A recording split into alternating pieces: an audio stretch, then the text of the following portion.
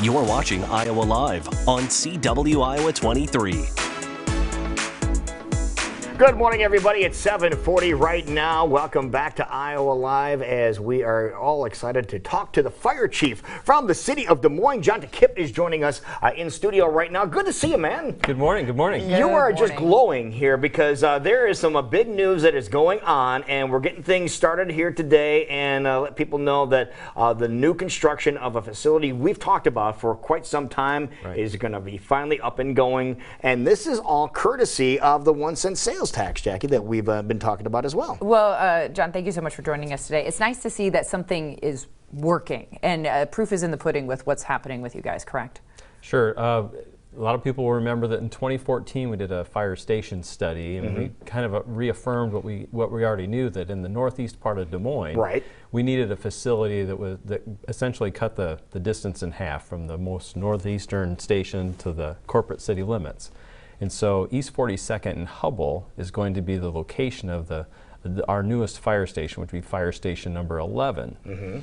And a big thanks and shout out to the citizens of Des Moines who last year passed the local option sales tax. And one of the things that sales tax is going to be able to provide is the funds to maintain the people that it takes to run that fire station. A couple years ago, we reached out and we got a federal grant that allowed us to hire some new firefighters, but we needed a replacement revenue, and we made the case with the residents of Des Moines how important safety is and how it takes people to make safe things happen.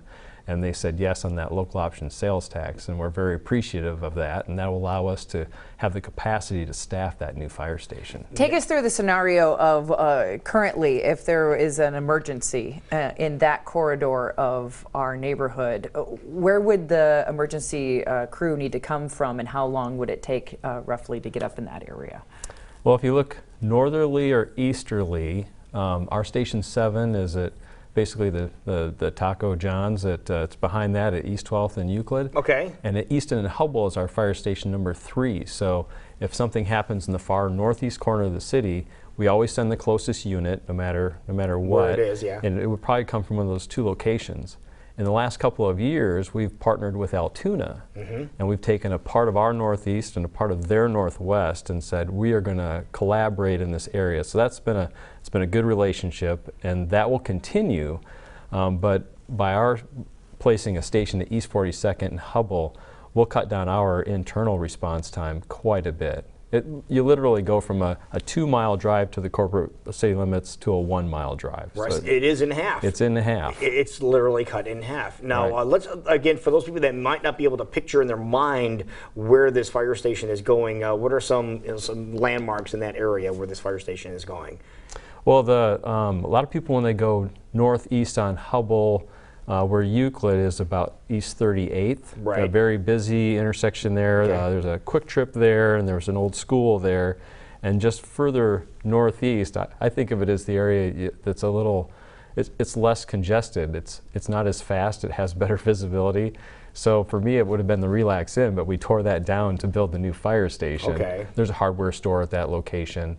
But it's great for us because to the straight north, that road doesn't go on for miles and miles. There's a valley and trees and things, so it'll be safer for our firefighters coming out of the station into traffic, into an area where they have a lot of visibility, and the traffic's more controlled in that area. So we're kind of showing you the demolition of the Relax Inn here currently on the screen. That's what you're viewing. So obviously the tear down has begun, and we've started this process. When do we think this fire station will be put in place?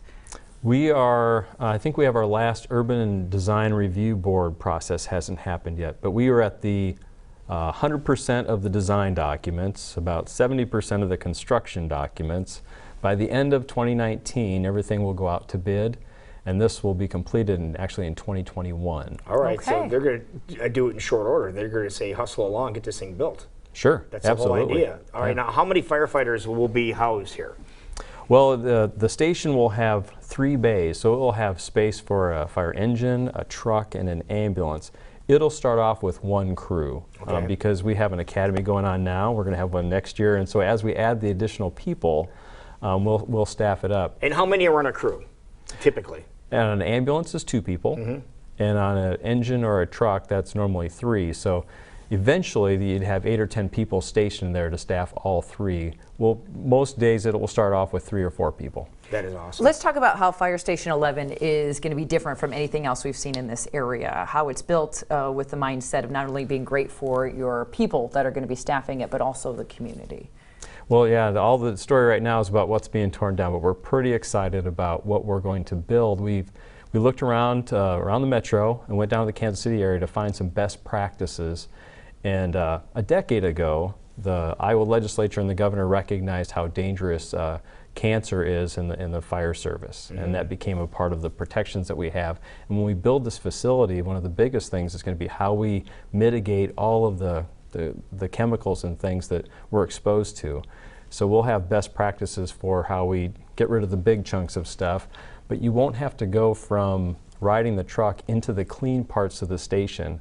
We'll have an area where there'll be showers and Really? cubby lockers in between. So when we get done with a fire, you know, most of those carcinogens, They'll be all over your skin. Yeah, we want to get them off our skin as soon as we can. We want to get them off of our gear. If we need to wash that gear right away, we want ability to do that, and we'll have that in this station. It's going to all be enclosed. That's going to be in-house. Right, because cancer is one of the biggest hazards to being in the fire service, just by the nature of what we're working in. So we're doing a lot of things on the fire ground to take care of that, but now we're going to incorporate that technology into the fire station. That's very exciting. This is fascinating. Is it a room that you walk through, almost like a car wash type facility for a human, or what type of thing are we talking about? It's a little more, what do you need? So you'll either be able to just wash your hands because what you went on wasn't a big dirty thing, or the full gross decontamination shower, scrub you off. Really? Or a medium area where you have a cubby locker and you've kept a change of clothes in there. When you come back, you're going to get into a shower, put on your clean clothes, and then go into that clean part of the station. So there'll be a buffer zone. There'll be a buffer zone. Wow. And we worked with the firefighters. Never heard of that before. Yeah, well, we had consultants and our own research and things, but then we had some people from the stations who said, not only is this a good idea to do, here's how we'd actually use it in practice. And that helped the designers and everyone come up with a great result. That is awesome. Yeah. And if it implemented there, is this something that you can retrofit any of the other stations with, or is this something that new construction is going to be going forward with? Kind of on a parallel path, we're assessing all of the stations for a lot of different things, but we're looking for the opportunities where we can take the new ideas and incorporate them into our renovations for other things. And some buildings are old enough that we'll have to replace the station before we do some changes. Right. But, it'll be and a when you rising do, tide. you can just build this into it. Right. This will become our prototype going forward for how we build new stations. It's all a learning process, but of course couldn't be possible without that 1 cent sales tax hike. So thank you again, as you were saying, to Des Moines for agreeing to that, to make things possible like this. We're already seeing the benefits of that. What are you most looking forward to? I mean, obviously, besides all the wonderful things you've been talking about this morning, what are you most looking forward to with the station itself? Yeah.